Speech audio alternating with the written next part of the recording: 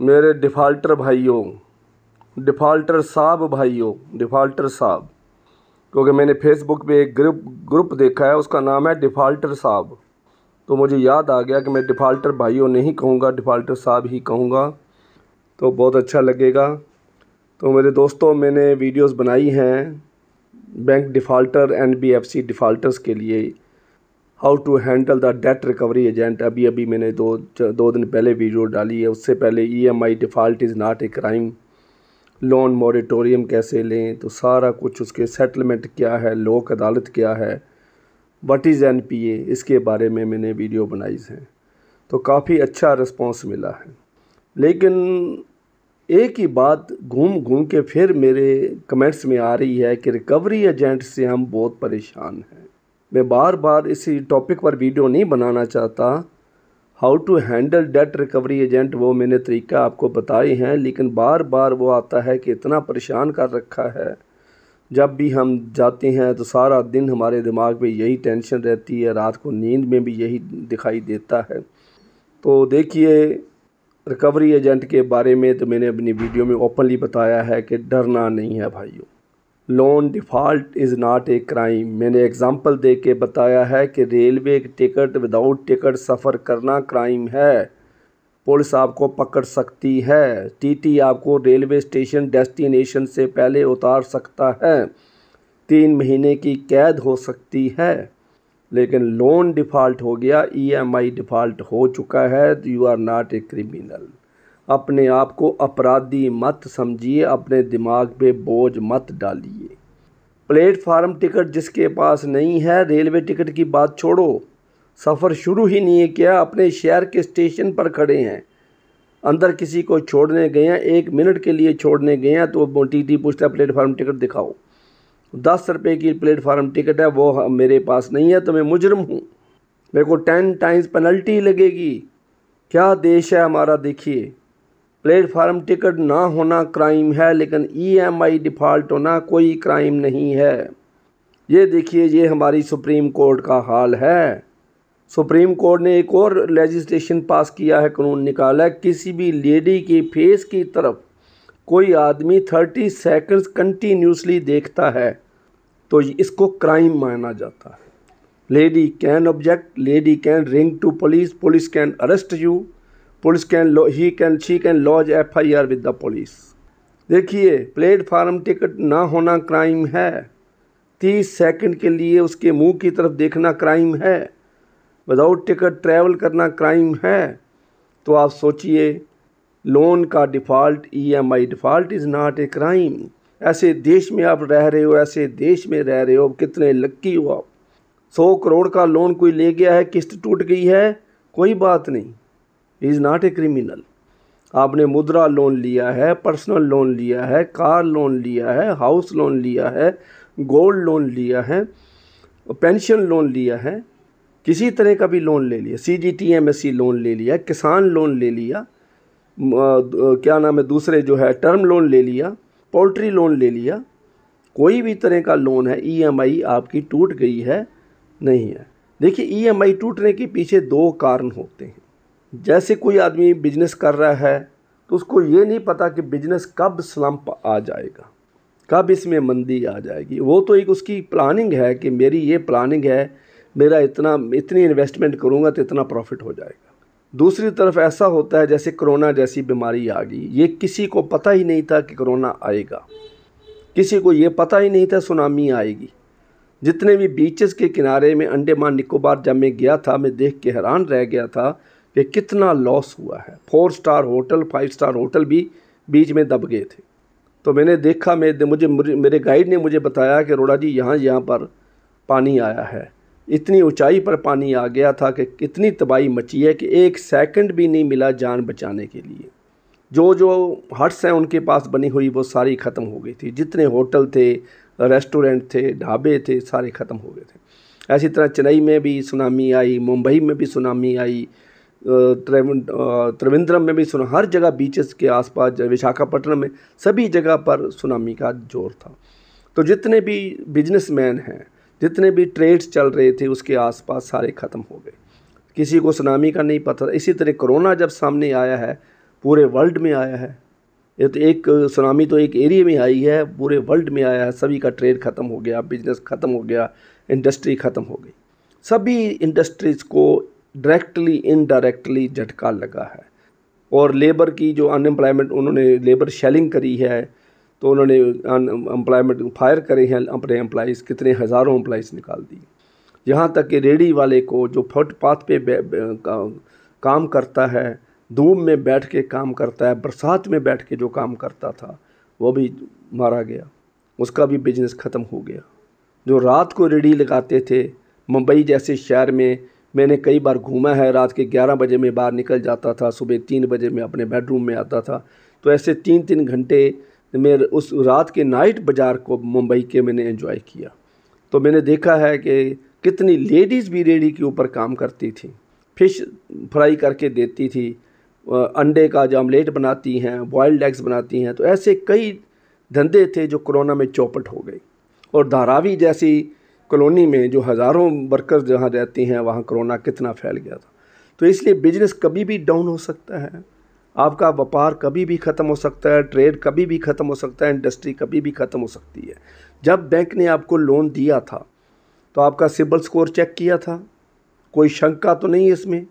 जब आप बैंक ने लोन दिया था, आपके KYC वेरीफाई करें, ये रामलाल का आधार कार्ड है, ये रामलाल का ही पैन कार्ड है, ये कंपनी का ही पैन कार्ड है, ठीक है। सारा कुछ देखकर जब लड़का लड़की से शादी करता है, लड़की लड़के से शादी करती है, दोनों ही सारी चीज़ें देखते हैं, एक दूसरे से बातचीत करके देखते हैं, कैसे वह बोलती है, कैसे वो चलती है, कैसे वो खाती है। वो भी लड़के को आजकल देखने लगी हैं। सारी लड़कियां जो हैं बहुत एडवांस हो गई हैं, लड़की की हर एक बात नोट करती हैं। तो सारा कुछ देखकर शादी होती है, उसके बाद भी शादी ब्रेक हो जाती है। एक दूसरी फैमिली को देखा जाता है, माँ से बात करती है, पिता से बात करता है, बच्चे को पेरेंट्स भी ऑब्ज़र्व करते हैं, लड़की के साथ बात करते हैं, लड़के के साथ बात करते हैं, लेकिन फिर भी ब्रेक हो रही हैं। कितने डाइवोर्स केसेस पेंडिंग पड़े हैं चेन्नई सिटी में सॉफ्टवेयर इंजीनियर्स के, सिर्फ ओनली सॉफ्टवेयर इंजीनियर के 3000 डाइवोर्स केसेस चेन्नई कोर्ट में चल रहे हैं।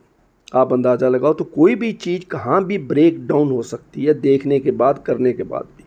तो इसलिए भाइयों, मेरे समझाने का मतलब ये है कि EMI डिफ़ॉल्ट हो जाना, लोन टूट जाना, किस्त ना भर सकना, ये मत सोचना कि आप अपराधी हो। आपने अपनी तरफ से जोर लगाया है, आपने अपना बिजनेस करा है। कोई आदमी की नौकरी छूट गई है, मान लीजिए उसके ऊपर कोई एक्शन हो गया, कोई चार्जशीट मिल गई, कोई उसका निकाल दिया गया नौकरी से, उसकी सस्पेंड कर दिया गया, तो हाफ सैलरी मिल रही है, तो अब किस्त कैसे भरेगा? फौजियों को कितनी सहूलत दी है स्टेट बैंक ऑफ इंडिया ने, डिफेंस सैलरी पैकेज, जिसको DSP अकाउंट कहते हैं। डिफेंस सैलरी पैकेज में कितनी सहूलतें हैं, ओवरड्राफ्ट भी ले सकता है, पर्सनल लोन भी ले सकता है। एक सिपाही जो है SBI में अकाउंट खुलाता है तो उसको सारी फैसिलिटी में। लेकिन कल को सिपाही ने कोई गलत काम कर दिया, आर्मी के अंदर उसने कोई गलत काम कर दिया, तो आर्मी विल डिसमिस हिम, तो उसकी सैलरी बंद हो जाएगी। अगर कोई देशद्रोही का काम करता है, कोई नेग्लिजेंस दिखाता है, कोई उसकी इंटेग्रिटी पे डाउट हो जाता है, तो आर्मी उसको फायर कर देगी, उसको कैद भी कर सकती है, तो उसकी सैलरी बंद हो जाएगी। तो बैंक का जो पर्सनल लोन है, जो स्कीम फौजियों के लिए निकाली गई हैं, तो एक आदमी की जो EMI टूट गई है, तो सारे फौजी को हम बदनाम नहीं कर सकते। तो उसकी EMI टूट गई है तो वो अपने आप को क्रिमिनल समझी जाए तो ये गलत बात है, या बैंक उसको क्रिमिनल समझे, बैंक उसको अपराधी समझे, NBFC उसको अपराधी समझे, तो सारा कुछ गलत काम है। तो ये भाइयों सारी बात है, पहली बात। दूसरी बात, मेरे को ये क्वेश्चन पूछा गया है कि क्या अपराध क्या है लोन के मामले में, ये बहुत क्वेश्चन किसी ने पूछा है। लोन की EMI डिफ़ॉल्ट होना क्राइम नहीं है, लेकिन आपका चेक बाउंस होना क्राइम है। ये ध्यान से समझ लेना दो बातें। EMI टूट गई कोई बात नहीं, अगर आपका चेक बैंक ने लगा दिया, 138 सेक्शन नेगोशिएबल इंस्ट्रूमेंट्स एक्ट, जिसको NI एक्ट कहते हैं। अब ये धारा बदल रही है, मोदी जी ने नए कानून बनाए हैं, तो इसमें भी कुछ चेंजेस आएंगी। वो कब से लागू होती हैं वो आपके सामने आएगा। तो वो जो 138 सेक्शंस के मुताबिक चेक लगाया जाता है, पहले चेक जो है पार्टी उसमें बैंक में चेक लगाती है, बैंक उसको बाउंस कर देता है। बाउंस का मतलब इनसफिशिएंट फंड्स, जिसको पहले रेफर टू ड्रार कहते थे, अभी उन्होंने वर्ड चेंज करके ऑब्जेक्शन को चेंज किया है इनसफिशिएंट फंड्स, उसका बैलेंस नहीं है, तो वो वापस आ जाता है। उसको कहते हैं, उसमें ऑब्जेक्शन मीमो लग जाता है, बैंक की स्टैंप लगी होती है, बैंक का ऑब्जेक्शन मीमो होता है जिसका नाम, बैंक का नाम ऊपर होता है, उसमें डेट भी डाली जाती है, चेक नंबर भी होता है, अमाउंट भी होती है। सारा कुछ जब वापस आ जाता है तो पार्टी वकील के पास जाती है, वकील आपको लीगल नोटिस देता है, 15 दिन का नोटिस कंपलसरी है।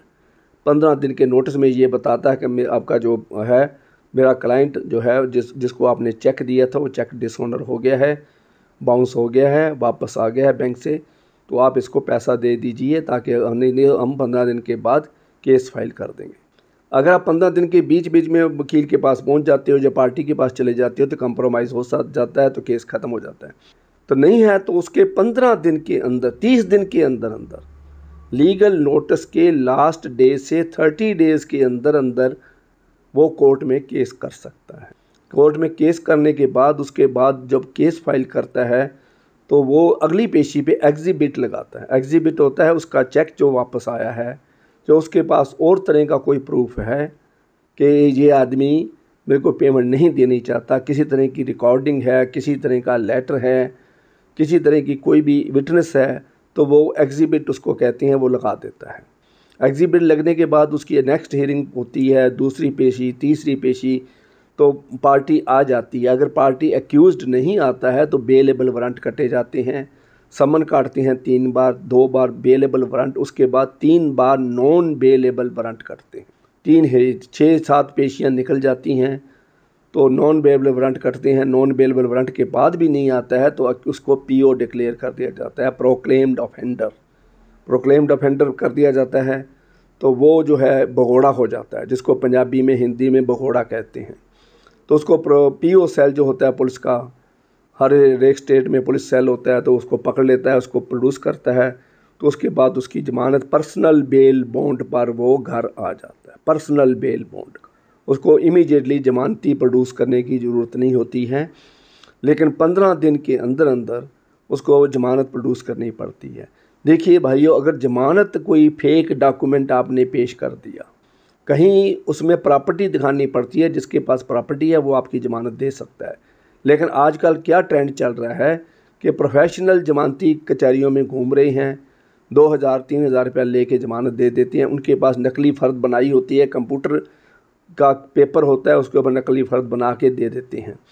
तो उसमें क्या है, फेक डॉक्यूमेंट हो गया, किसी ने उसकी ये गवाही डाल दी कि ये रामलाल है या श्यामलाल है, तो एक्चुअली में वो श्यामलाल नहीं है जो ज़मानत दे रहा है, जिसके नाम पे वो प्रॉपर्टी शो कर रहा है।